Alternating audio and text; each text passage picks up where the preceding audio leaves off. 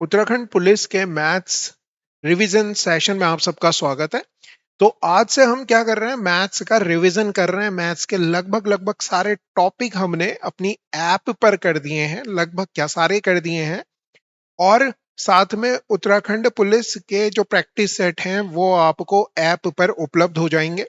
कनिष्ठ सहायक के जो प्रैक्टिस सेट हैं वो भी ऐप पर उपलब्ध हैं, पाठशाला ऋषिकेश ऐप पर। ठीक है।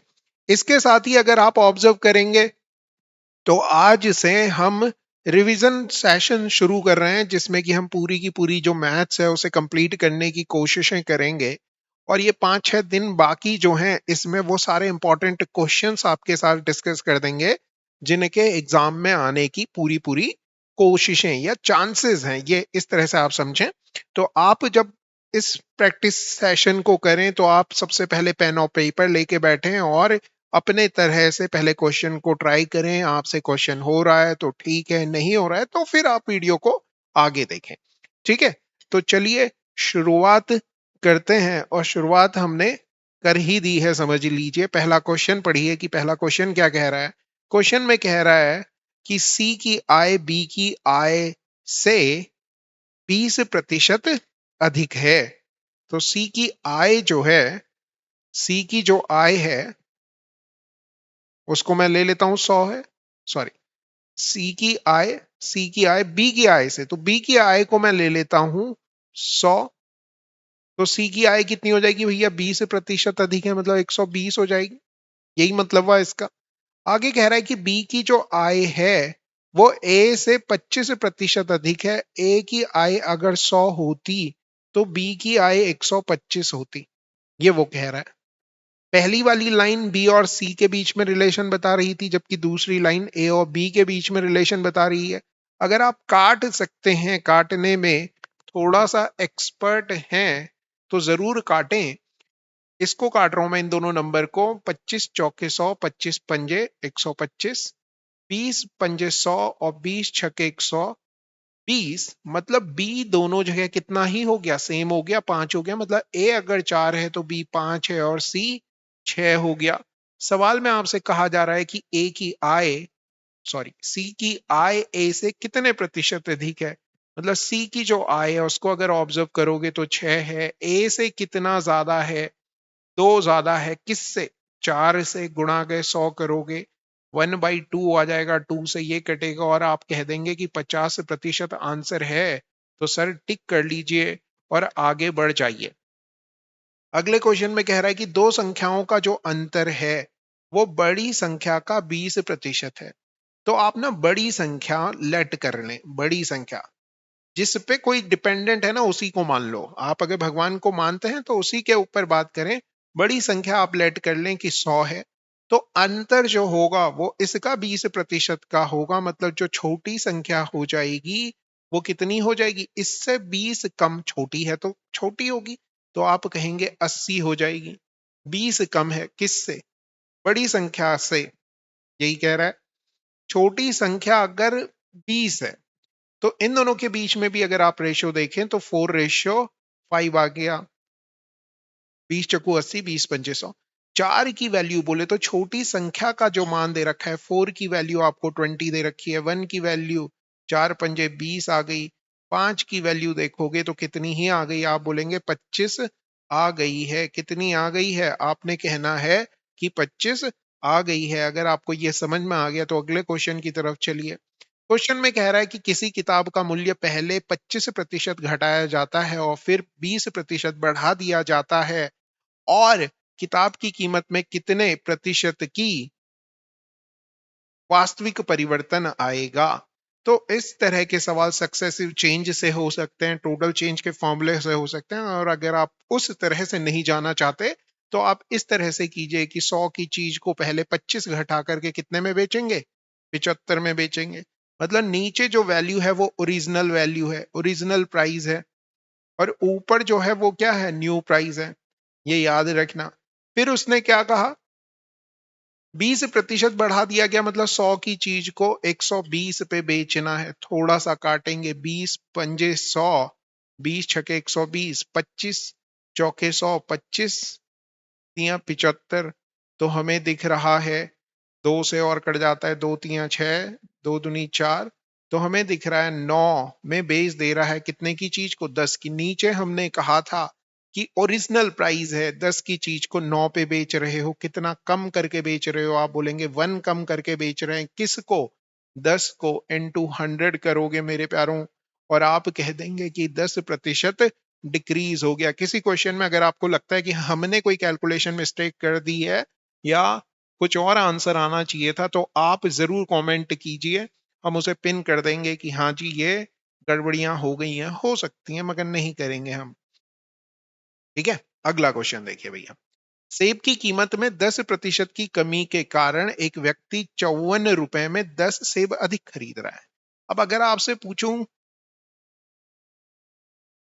10 सेब ज्यादा खरीद रहा है, ज्यादा खरीद रहा है, ज्यादा खरीद रहा है, क्यों खरीद रहा है ज्यादा? सेब के दाम कम हो गए, के दाम क्या हो गए? कम हो गए, इसीलिए तो ज्यादा खरीद रहा है।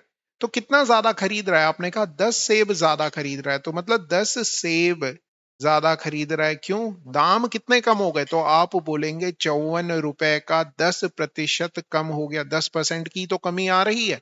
आपने बोला हाँ, 10% को फ्रैक्शन में लिखेंगे तो ये इस तरह से आ जाएगा, मतलब एक सेब कितने का पड़ गया? आपने बोला 54/10 का पड़ गया, तो था ही अपॉन ये वाला 10 भी इधर चले गया, 100 का पड़ गया, 54/100 का पड़ गया। मगर आपसे पूछा जा रहा है कमी के बाद प्रति दर्जन सेब की कीमत क्या है। कमी के बाद वाला मतलब नया वाला प्राइस ही आप बता पाएंगे, प्रति दर्जन मतलब 12 सेब कितने के होंगे? एक सेब इतने का है तो 12 से गुणा करोगे, 12 सेबों का दाम निकलेगा, इधर मल्टीप्लाई कर रहे हो तो इधर भी करोगे, 12 चौकू 48, 12 पंजे 60, 64, 100 से डिवाइड करेंगे तो इतने रुपए में पड़ जाएंगे कितने सेब? 12 सेब। है क्या ऑप्शन में? 6.48 बिल्कुल है। इस तरह से आप क्या इस क्वेश्चन को करते थे? तो आप बोलेंगे हाँ इसी तरह से करते थे, अब तो हर बच्चा कहेगा। एक रेडियो में 10% का लाभ पर इतने रुपए में बेचा जाता है, एक रेडियो को। तो आपकी जो पहली मोहब्बतें हैं ना वो परसेंटेज से हैं, का मतलब हो गया कि 10 रुपए की अगर कोई चीज है तो उसे 10% लाभ पे बेच रहे हैं, 110 में बेचेंगे। मगर सवाल में कह रहा है कितने में बेच रहा है? 990 में, मतलब 110 का जो वैल्यू है वो 990 के बराबर है।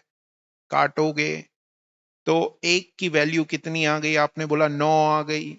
100 की वैल्यू कितनी आ जाएगी? आप बोलेंगे 900 आ गई। आ गई बात समझ में? मतलब जो कॉस्ट प्राइस है वो 900 आ गया।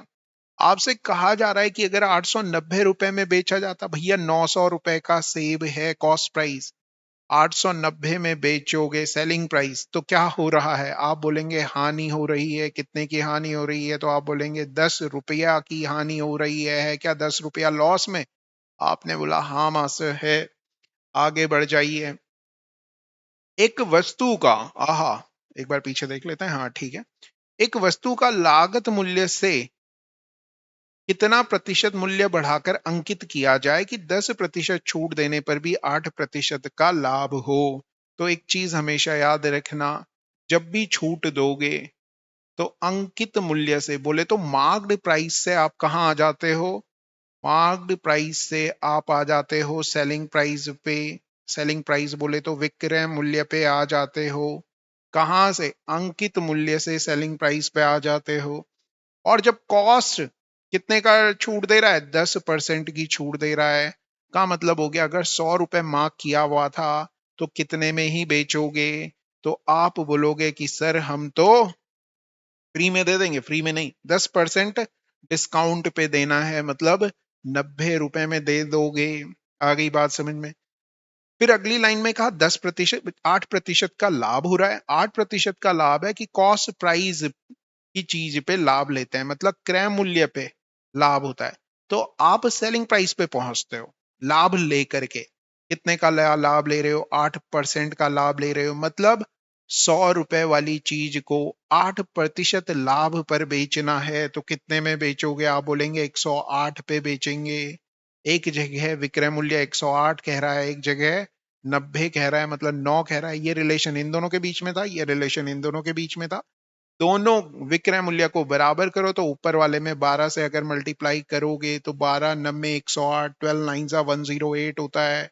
इट मीन्स कि 100 की चीज को 108 में सेल कर रहे हो, कितने, 120 रुपए मार्क्ड किया हुआ है।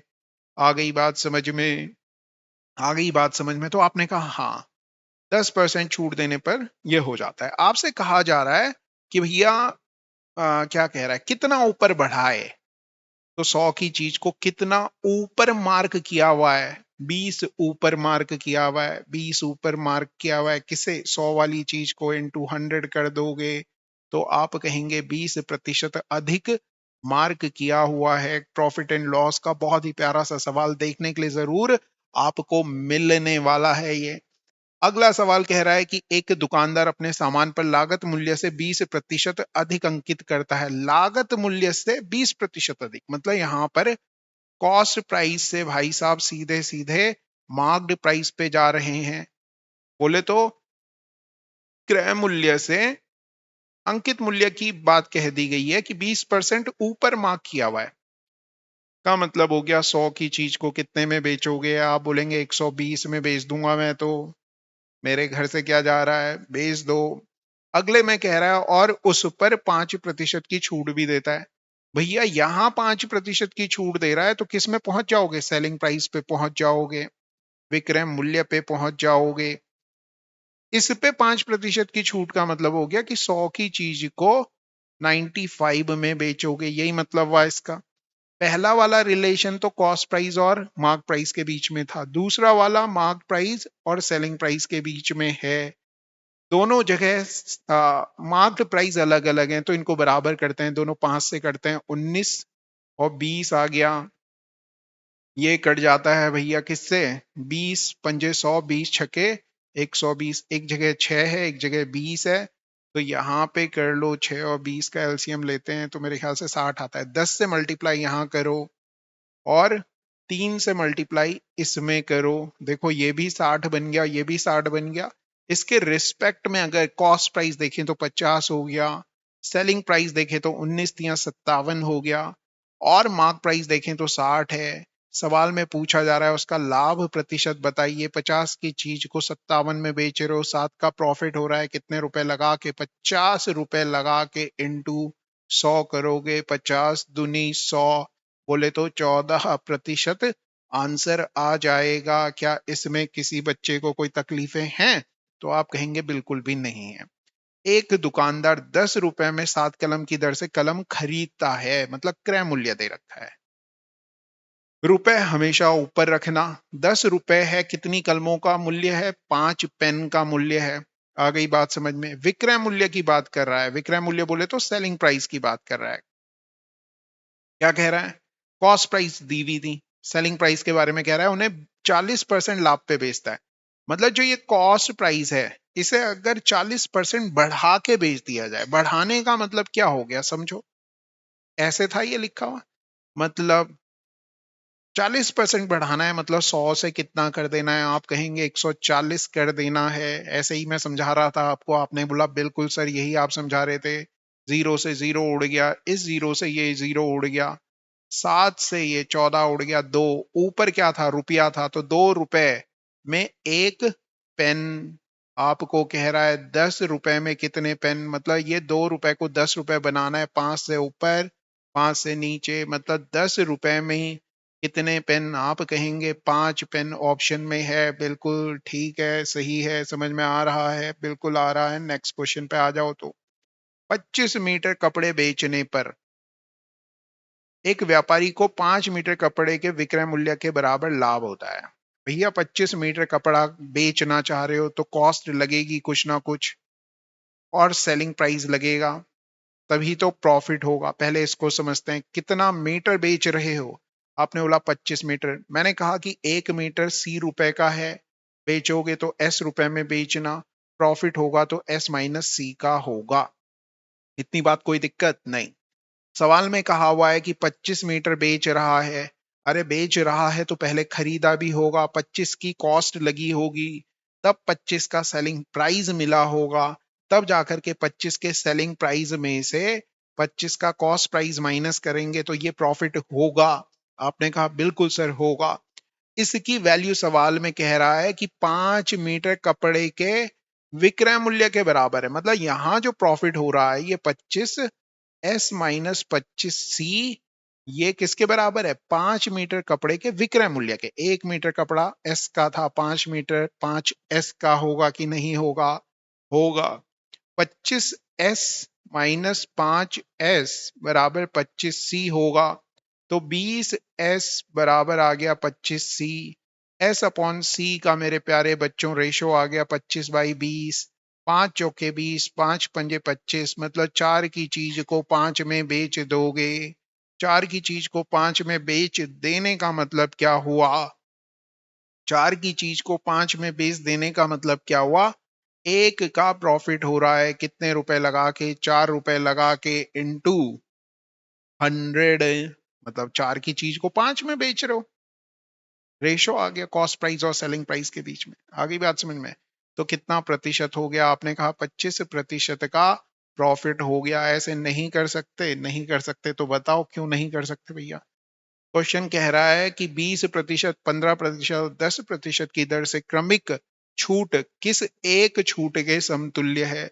छूट का मतलब डिस्काउंट की बात कर रहा है। 100 की चीज को 20% कम में बेचना है।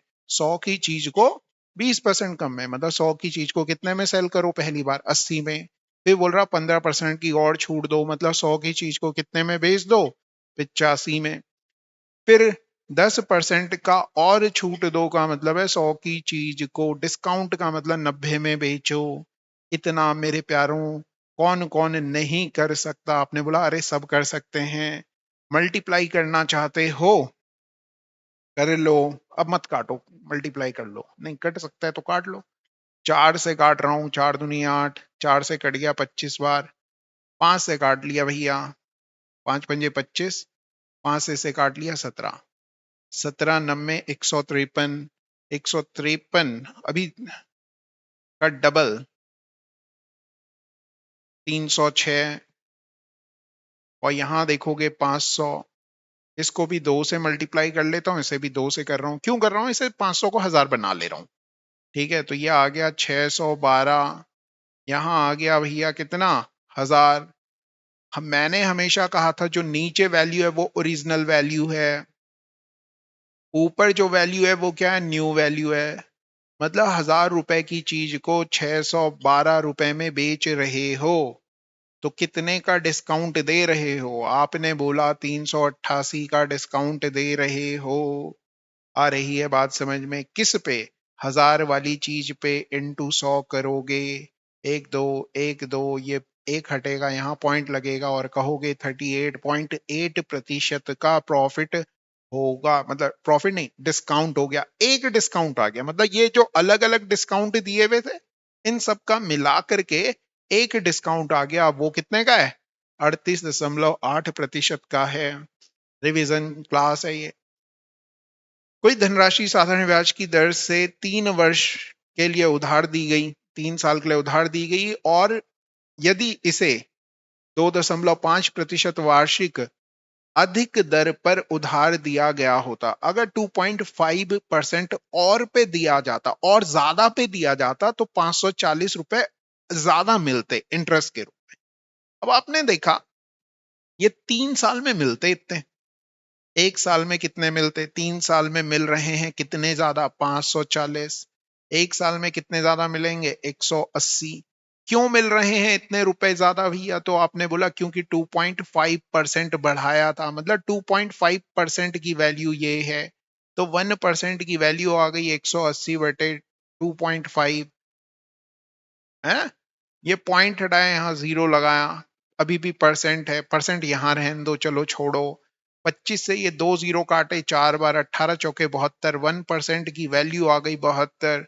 100% बोले तो मूलधन की वैल्यू आ गई 7200। है क्या ऑप्शन में दिया हुआ? तो आप बोलेंगे बिल्कुल सर यही आंसर हो जाएगा। कोई धनराशि साधारण ब्याज की दर से 3 वर्ष में इतनी हो रही है, मतलब अगर आपने पी रुपए जमा किए बैंक में तो 3 साल बाद ये पैसे कितने हो जाएंगे? 1380 रुपए हो जाएंगे। 5 वर्ष में 1500 हो जाते हैं, मतलब शुरुआत से अगर देखा जाए तो 5 साल कह रहा है, और यहां देखा जाए तो 2 साल, और अगर इन पैसों को छोड़ दिया जाता तो 1500 हो जाते। ये सब कहानी चल रही है साधारण ब्याज के केस में। तो आप कहेंगे 2 साल में 1380 से 1500 हो गया, कितने का इंटरेस्ट मिल रहा है? तो आपने कहा 120 का इंटरेस्ट मिल रहा है। 2 साल में इंटरेस्ट मिल रहा है 120 का, तो 1 साल में इंटरेस्ट हो गया 60 का। आ गई बात समझ में? आपने बोला ठीक है जी। आपने निकालना है 3 साल में अगर पैसे 1380 हो रहे हैं तो क्यों ही हो रहे हैं, इंटरेस्ट मिल करके हो रहे हैं। तो 3 साल का इंटरेस्ट देखोगे 180, मतलब ये 1380 में 180 रुपए तो इंटरेस्ट है। ये 180 अगर आप इस 1380 में से घटा लो तो प्रिंसिपल आ गया 1200 रुपया। 1200 रुपए प्रिंसिपल पे, 1 साल का जो इंटरेस्ट है वो 60 है, तो 60 का ब्याज मिल रहा है 1200 पे। 1 साल का ब्याज यही तो है। आपने बोला हाँ, प्रतिशत में बदलो भैया, 2 जीरो से 2 जीरो उड़ गए, 12 से 60 कट गया, तो आप कहेंगे 5% आंसर हो गया है। नेक्स्ट क्वेश्चन देखिए, बहुत ही प्यारा सा लिखा हुआ सवाल। कितने समय में कोई धनराशि साधारण ब्याज की 15% वार्षिक दर से स्वयं की दुगनी हो जाएगी? ये साधारण ब्याज सही से पढ़ना, मतलब अगर आपने 1 रुपए कहीं लगाया प्रिंसिपल, तो वो 2 रुपए हो जाएगा। ये क्या है? 2 रुपए अमाउंट है। 2 रुपए क्यों हुआ? तो आप बोलेंगे एसआई मिला, इंटरेस्ट मिला। गुरुजी 1 रुपए का, 1 रुपए तो था ही आपका, 1 रुपए का इंटरेस्ट मिला और ये मिल करके 2 रुपए बना गए। ठीक। अब आपने बोला कि हमने एक फॉर्मूला पढ़ा है, एसआई इक्वल टू PRT/100। हर बच्चे को याद है। एसआई दे रखा है 1, पी दे रखा है 1, आर दे रखा है 15%। ये पढ़ोगे तो इनटू टी आपको निकालना है बटे 100। तो टी की जो वैल्यू आ गई अगर देखें तो 100/15 आ गई। 100/15 का मतलब होता है 6 होल 2/3 ईयर। आ गई बात समझ में? Next question. टाइम कम है, सवाल ज्यादा है, तो ज्यादा मैंने पहले ही कहा था कि गप में करेंगे नहीं, करेंगे। अब किसका सवाल है? चक्रवृद्धि ब्याज का सवाल है। रिवीजन क्लास चल रही है। 15 वर्षों में अपनी दुगनी हो जाती है, मतलब अगर आपने 1 रुपए लिया तो 15 साल में ये 1 रुपए दुगने हो जाएंगे। यह राशि कितने वर्षों में 8 गुनी हो जाएगी? फिर से देखो, 1 रुपए अगर आपने लिए तो 15 साल में डबल हो जाएंगे। फिर अगले 15 साल में फिर से इस 2 का डबल होंगे तो 4 हो जाएंगे। अगले 15 साल में फिर से इस 4 का डबल बोले तो 8 हो जाएंगे, मतलब 1 से 8 हो गया, 8 गुना हो गया। कितने साल लगे? तो मेरे प्यारों, आप कहोगे 45 ईयर्स लग गए, 45 साल लग गए। अगला क्वेश्चन देखिए, याद रखना कि चक्रवृद्धि ब्याज का केस था। ये कह रहा है कि कोई धनराशि 4% वार्षिक चक्रवृद्धि ब्याज की दर से 2 वर्ष में इतनी हो जा रही है। का मतलब है 100 रुपए अगर आपने इन्वेस्ट किए होते 1 साल के लिए, तो ये जी 104 हो जाते। थोड़ा सा काटेंगे, 4 से 25 बार कटता है, 4 से ये काटोगे तो 26 बार कटता है। 4 दूनी 8, 4 छके 24। ठीक है, 1 साल की बात कर रहे थे तो ये थी कहानी।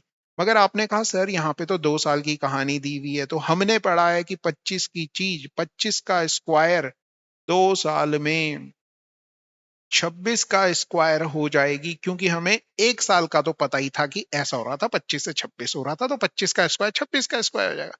25 के स्क्वायर की वैल्यू होती है 625, 26 के स्क्वायर की वैल्यू होती है 676। 2 साल बाद इतनी हो जाएगी, मगर सवाल में कितनी हो रही है? 1352, मतलब 676 का मान दिया हुआ है 1352। एक का मान हो गया 2, 625 का एक का मान 2 है, तो 625 का डबल करेंगे। एक का मान इतना है तो 625 का डबल 1250 हो गया। क्या ऑप्शन में 1250 कहीं लिखा हुआ दिख रहा है? आपने बोला हाँ दिख रहा है, टिक कर लो और आगे बढ़ें। सवाल बहुत ही ज्यादा उम्दा है। किसी धनराशि पर 4% की दर से 2 वर्षों का साधारण ब्याज और चक्रवृद्धि ब्याज का अंतर, अंतर का फॉर्मूला CI-SI। कितने साल के लिए? 2 साल के लिए। क्या फॉर्मूला है? PR² अपॉन 100 का स्क्वायर। डिफरेंस कितना दे रखा है, 8 रुपए का डिफरेंस दिया हुआ है। पी कितना है वही तो निकालना है। आर की वैल्यू कितनी है, 4 है, स्क्वायर करेंगे अपॉन 100 का स्क्वायर करोगे भैया। 8 से ये 16 कट गया 2 बार, 2 से जो यहाँ 100 आएगा वो कट गया 50 बार। तो पी का जो मान आ गया जी 5000। क्या किसी को दिक्कतें गिले शिकवे तो नहीं, तो नहीं। इसी तरह से सीआई और एसआई का कंपाउंड इंटरेस्ट या चक्रवृद्धि ब्याज और साधारण ब्याज का 3 बार वाले का डिफरेंस का फॉर्मूला है P R square 300 plus R upon 100 का क्यूब। याद रखना, ये याद रखना। 2 साल वाले का फॉर्मूला ये है, ये भी याद रखेंगे आप, ऐसी आशा करता हूं। नेक्स्ट क्वेश्चन देखिए भैया।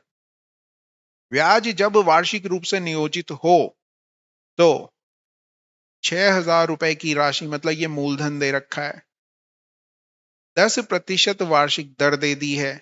1.5 वर्ष में चक्रवृद्धि ब्याज क्या होगा। चक्रवृद्धि ब्याज के केस में आप देख रहे हैं पहले साल के लिए तो 10% होगा, मगर आधा साल और कह रहा है उसके लिए 5% होगा।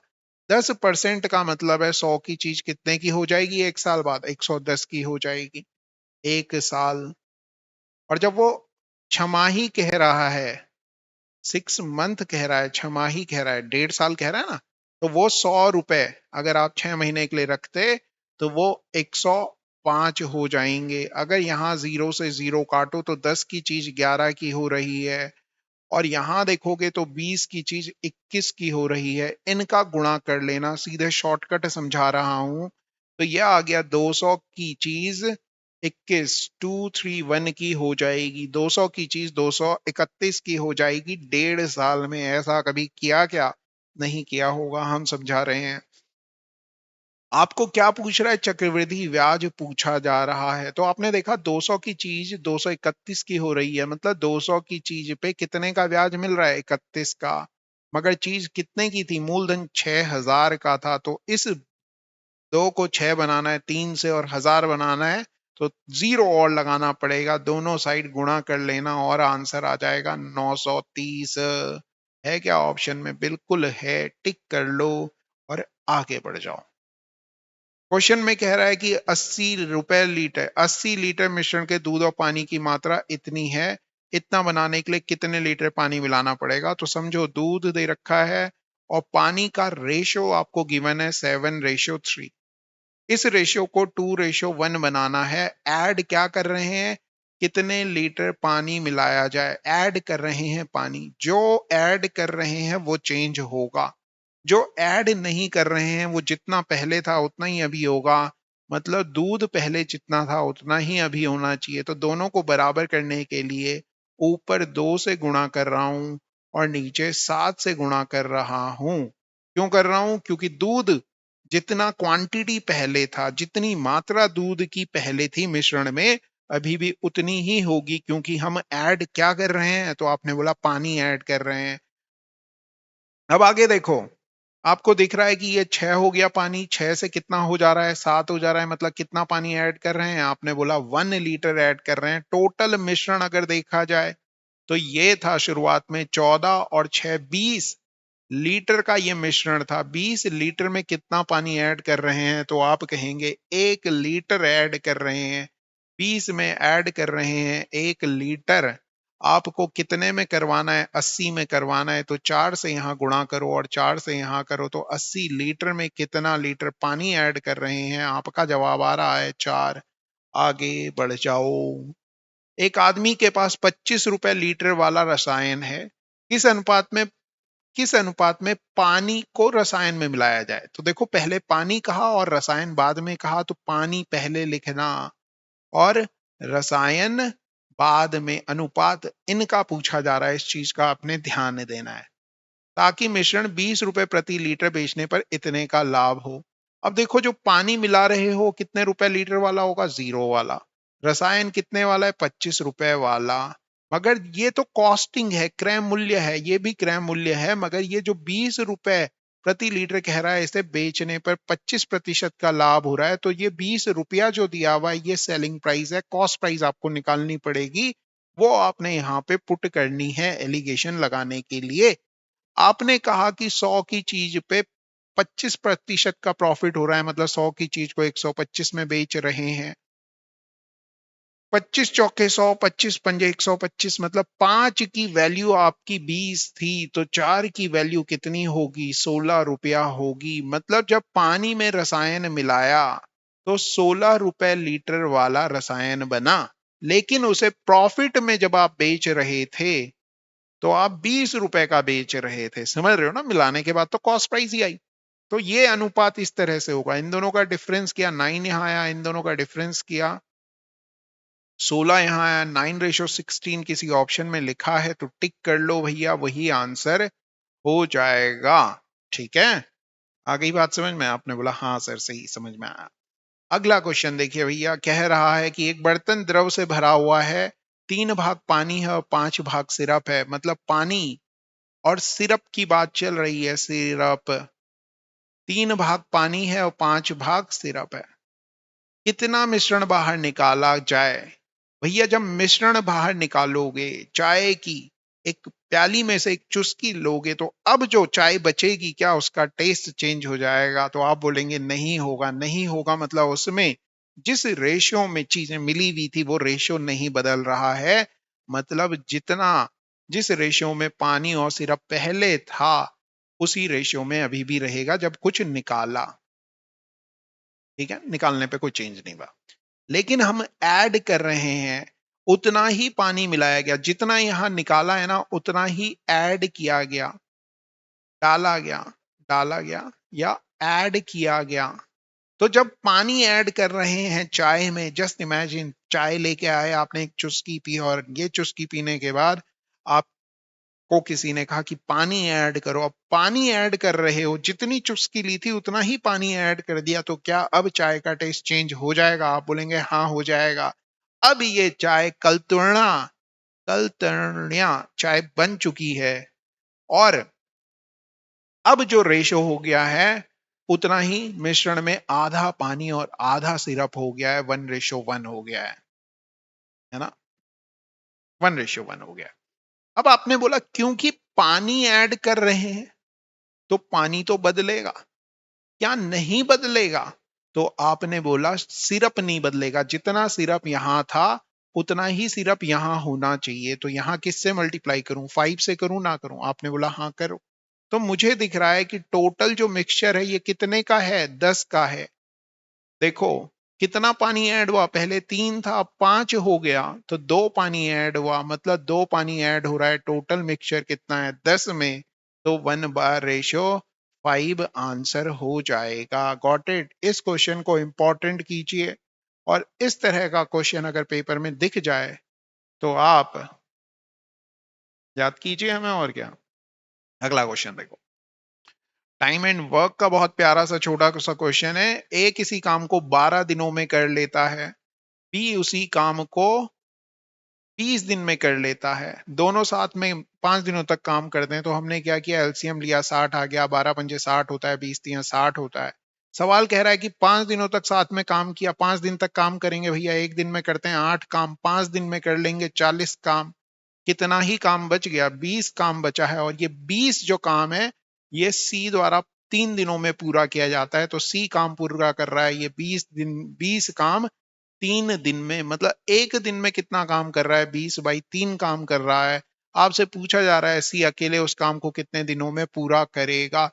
पूरा काम बोले तो 60 काम की बात कर रहा है। 60 को अगर 20/3 के हिसाब से डिवाइड करना होता तो ये 3 ऊपर जाता, और आप कह देते कि 9 दिन लग जाएंगे सी को काम पूरा करने में।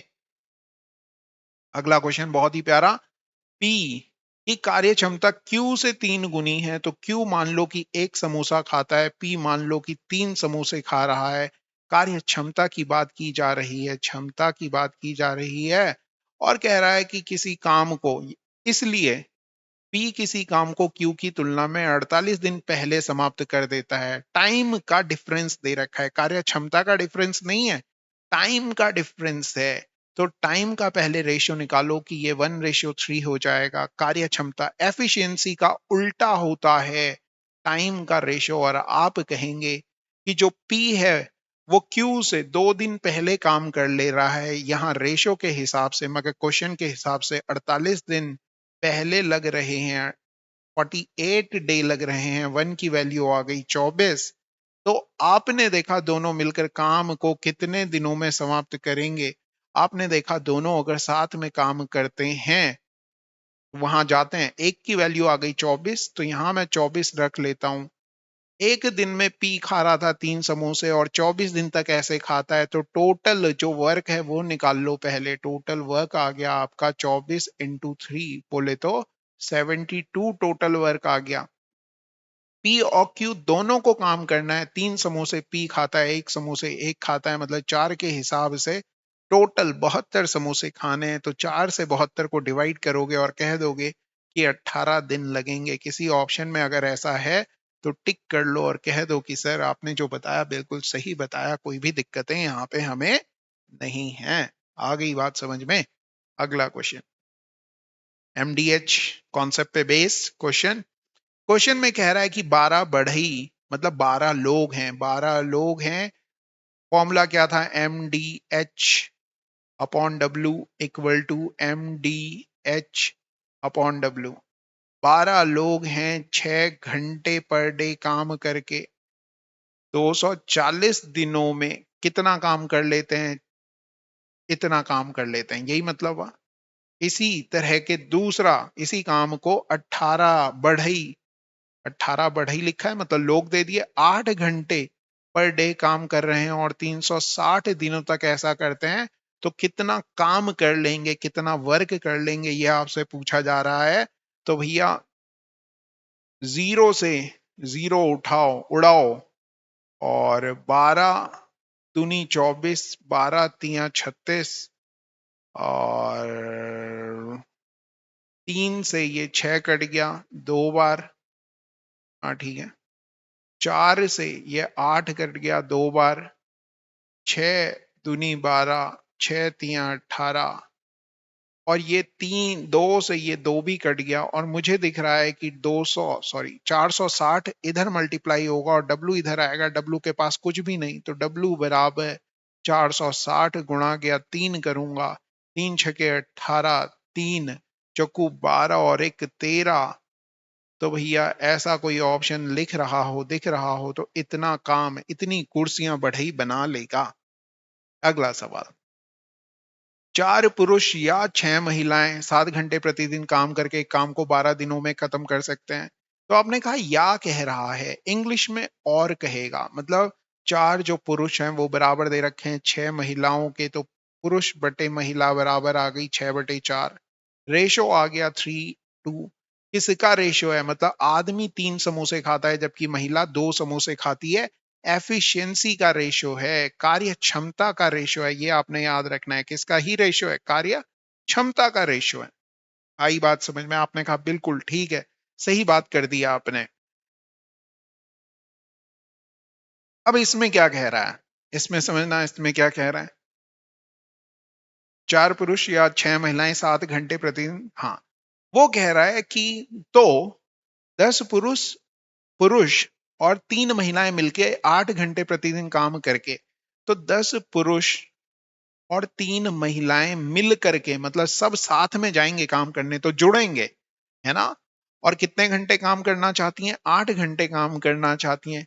कितने दिन तक काम करें, कि डबल काम, तो यहां डबल लिख लो। कौन से का डबल, जो यहां काम कर रहे थे, कौन, 4 पुरुष 7 घंटे पर डे काम करके 12 दिन में जो काम कर रहे थे, ये एक, इसका डबल काम कर रहे हैं। ये 10 पुरुष और 3 महिलाएं 8 घंटे पर डे काम करके कितने दिन में करेंगी, इस तरह से आपने इसे सॉल्व कर लेना है। तो मैं क्या कर रहा हूं, मैन की जगह रखूंगा 3, विमेन की जगह रखूंगा 2, तो 10 गुणा गए 3 + 3 गुणा गए 2, ब्रैकेट क्लोज किया, इनटू 8 गुणा गया d/2 बराबर 4 गुणा गया 3 × 7 गुणा गए 12 बटे 1। 2 से ये 8 कट गया 4 बार, 4 से ये 4 कट गया, ये देखोगे 30 और 6 36 हो गया। और 12 से ये 36 कट गया 3 बार, और 3 से ये 3 कट गया, तो डी का मान आ गया भैया 7। है क्या किसी ऑप्शन में 7? तो आपने बोला बिल्कुल है, टिक कर लो और आगे बढ़ जाओ। अगला सवाल, walking at a rate of 4 kilometre प्रति घंटे की गति से चलते हुए एक व्यक्ति 2 घंटे 45 मिनट में एक निश्चित दूरी तय करता है। वह इतने किलोमीटर प्रति घंटे की दौड़ते हुए कितने समय में वही दूरी तय करेगा, ये पूछा जा रहा है। तो आपको समझ में आ रहा है कि 4 किलोमीटर के हिसाब से 2 घंटे 45 मिनट में कितनी दूरी तय करेगा, आपने बोला यही दूरी तय करेगा। तो 15 × 3 = 45, 15 × 4 = 60, तो 4 × 4 और 3 11, 11/4, 4 से 4 कट गया, मतलब डी का मान आ गया 11 किलोमीटर की दूरी तय करेगा वो। यही 11 किलोमीटर की दूरी आपने 16.5 किलोमीटर प्रति घंटे की स्पीड से तय करनी है। तो आपने बोला 11 किलोमीटर की दूरी को 16.5 किलोमीटर प्रति घंटे मतलब दूरी बटे चाल, चाल दे दिया ना, तो क्या ही निकल जाएगा? आपने बोला समय निकल जाएगा मास्टर। तो समय निकालो भैया, किलोमीटर से किलोमीटर घटे कटेगा, आर ऊपर आ जाएगा। तो इस 11/16.5 को इसमें मल्टीप्लाई कर लो, कर लिया हमने, 60 से मल्टीप्लाई कर लो, पॉइंट हटाया, जीरो लगा दिया, 11 एकम 11, 11 पंजे 55, 15 × 60 मतलब 40 मिनट लगेंगे। क्लियर हो गया सवाल? घंटे को हमने किस में बदल दिया था? मिनट में बदल दिया था। कैसे बदला था? 60 से गुणा करके बदल दिया था। नेक्स्ट क्वेश्चन देखिए, एक पुलिस वाला 200 मीटर आगे भाग रहे एक चोर को, चोर यहां देख लो, पुलिस को यहां देख लो, क्या ही कर रहा है? आपने बोला यहां से ये 8 किलोमीटर पर आवर की स्पीड से चल रहा है पुलिस, जबकि चोर 7 किलोमीटर पर आवर की स्पीड से चल रहा है। एक को रोक लो, तो यहां से 7 घटाओगे, यहां से भी 7 घटाओगे, मतलब ये तो रुक गया, 0 किलोमीटर आ गई इसकी स्पीड, जबकि ये अभी भी 1 किलोमीटर पर आवर की स्पीड से दौड़ रहा है। और कहां तक चलना है इसे? यहां तक भागना है। कहां से? यहां से यहां तक भागना है। कितना ही मीटर है? 200 मीटर है। किस स्पीड से भाग रहा है? 1 किलोमीटर पर आवर की स्पीड से भाग रहा है। ऊपर किस में दिया हुआ है? मीटर में दिया हुआ है। तो दूरी बटे चाल क्या देती है? समय देती है। समय बराबर दूरी बटे चाल। दूरी दे रखी है 200 मीटर की, चाल दे रखी है 1 किलोमीटर पर आवर की। इस मीटर को अगर किलोमीटर में बदलना है तो 1000 से डिवाइड करूंगा, किलोमीटर में बदल जाएगा। 200 से ये 5 आ गया। अब ये जो आर है ये ऊपर पहुंच जाएगा, तो R/5, 1/5। इस आर को मैं मिनट में बदलूंगा तो 60 मिनट होते हैं, बड़े 5, 5 से कट गया भैया, 12 आ गया, 12 मिनट आंसर हो जाएगा। क्लियर हो रही है बात? अगला क्वेश्चन देखो, बहुत ही प्यारा सा सवाल है। एक व्यक्ति ए से बी की तरफ जा रहा है, ए से जा रहा है बी की तरफ, 12 किलोमीटर पर आवर की स्पीड से गया था, और जब आया तो 18 किलोमीटर पर आवर की स्पीड से आया। ऐसे ही कह रहा है, 12 की स्पीड से गया, 18 की स्पीड से वापस आया। कुल यात्रा में औसत गति या एवरेज स्पीड क्या होगी? तो आपने कहा यहाँ पे क्योंकि डिस्टेंस दोनों जगह वो क्या चल रहा है? कांस्टेंट है। डिस्टेंस अगर कांस्टेंट है, नियत है, बराबर है, तो आप सीधे एवरेज स्पीड का फॉर्मूला लगा सकते हैं। क्या ही लगाओगे? 2ab/a+b, बोले तो 2 × 12 × 18/30। 2 से इसे काट दिया, 2 से मत काटो, 3 से काटो, 3 × 4 = 12, 10 आ गया, 18 चौके 72 दूनी 144, 144/10, बोले तो 14.4 किलोमीटर पर आवर है क्या? 14 वाला एक ही ऑप्शन है, ज्यादा सोचने की जरूरत है नहीं। अगला क्वेश्चन देखिए भैया, ये सवाल बहुत टाइम के बाद आपके लिए आया और ये होमवर्क है। कमेंट करना है कि क्या आंसर आप निकाल रहे हैं।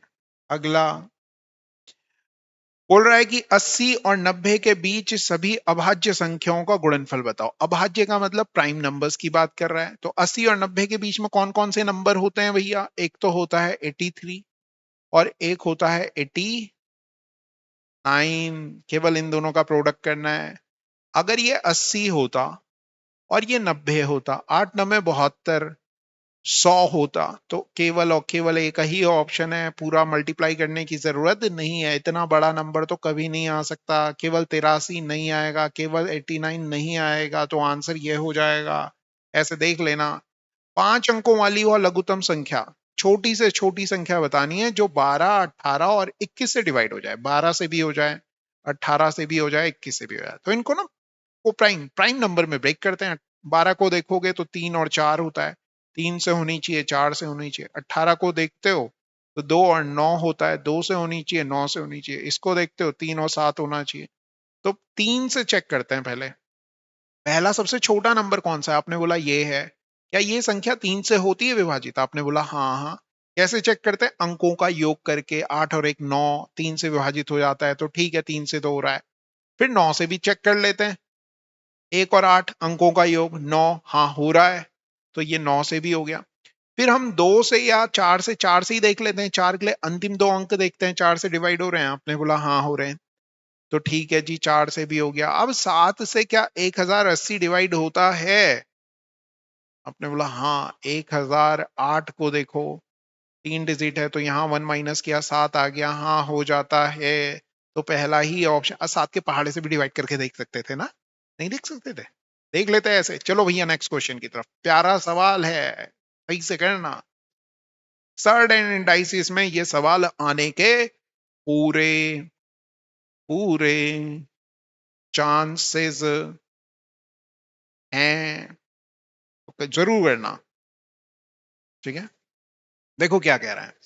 √2 का मतलब हो गया 2 की घात 1/2। आपको ये बताना है सबसे बड़ी संख्या कौन सी है। 3 की घात हो गई 1/6, 4 की घात हो गई 1/√3, 5 की घात हो गई 1/4। अब आप सबको पता है, या तो सबका बेस सेम होता या सबकी पावर सेम होती, तो हम बता देते। जिसका अगर सब सेम होता, बेस सेम होता, तो जिसकी पावर बड़ी वो बड़ा। अगर सबकी पावर सेम है तो जिसका बेस बड़ा होता वो बड़ा। तो ऐसा तो कहीं दिख नहीं रहा। तो हम क्या करते हैं, किक करके चेक करते हैं। पहले इन दोनों को देखते हैं। देखो यहाँ 2 है, यहाँ 3 है, यहाँ तो यहाँ 3 से मल्टीप्लाई की और यहाँ भी 3 से की, ताकि ये 1/6 बन जाए। आपने बोला हाँ। अब ये बन गया 2 की पावर 3 की पावर 1/6, और ये तो 3 की पावर 1/6 था ही। 2 की पावर 3 कितनी होती है? तो आपने बोला कितनी? 2 दूनी 4 दूनी 8। 8 बड़ा है 3 से कि नहीं है? आपने बोला हाँ है। तो ये तो बाहर हो गया। बड़े की लड़ाई में, बड़े की लड़ाई में ये वाले भाई साहब बाहर हो गए। फिर आप इसके साथ चेक करो भैया। इसे यहां लिख लेता हूं। हाँ, इन दोनों को चेक करते हैं। इनको क्या, 8 की घात 1/6, इसको लिख रहा हूं मैं। 4 की घात 1/3 और 5 की घात 1/4। सबको 12 बना रहा हूं। 2 से यहां की, 2 से यहां की, 4 से यहां की, 4 से यहां की, 3 से यहां की, 3 से यहां की। देखो क्या बन रहा है। 8 की घात 2 की पावर 1/12, 4 की घात 4 की पावर 1/12, 5 की घात 3 की पावर 1/12। तो सबकी पावर तो सेम कर दी हमने, बेस अलग अलग है। ये देखोगे तो ये 64 है, ये देखोगे ये 256 है, ये देखोगे ये 125 है। तो सबसे बड़ा कौन सा है? 4 की घात 4 वाला, मतलब ये वाला ऑप्शन सबसे बड़ा है। सबसे बड़ी संख्या ये होगी। आ गई बात समझ में? क्लियर है? अगले क्वेश्चन पे चलिए। एक सवाल आपके लिए है, कमेंट करके जरूर बताना कि भैया क्वेश्चन नंबर 32 का क्या ही आंसर होगा। डिट्टो सवाल है जैसे हमने किया। ये देखो जी, इस तरह का सवाल आ सकता है अगर क्वेश्चन को ऑब्जर्व करें। तो ये रूट के अंदर रूट है और प्लस कर रहा है, कर रहा है ना प्लस। और ये ना इनफाइनाइट टाइम्स कर रहा है। ऐसे ये डॉट डॉट डॉट, ये वाली जो लाइन है ना, डॉट डॉट डॉट, इनफाइनाइट को ये शो कर रही है। तो आपने क्या करना है, इसे समझो। आपने बस 12 के ऐसे फैक्टर करने हैं जिनका डिफरेंस 1 हो। तो आपने बोला 4 और 3, 4 और 3, और क्योंकि प्लस कह रहा है तो बड़ा वाला आंसर होगा। प्लस कह रहा है तो बड़ा वाला आंसर होगा, बड़ा नंबर आंसर होगा। अगर माइनस कह रहा होता तो छोटा नंबर आंसर होता। तो इस वाले क्वेश्चन का आंसर कितना हो जाएगा? 4 हो जाएगा। प्लस कह रहा है 72 प्लस 72, √72 प्लस √72, और लास्ट में ये इनफाइनाइट का सिंबल लगा हुआ है, मतलब इनफाइनाइट टाइम ये सीरीज चलती जाएगी। तो इसमें भी आपको यही देखना है।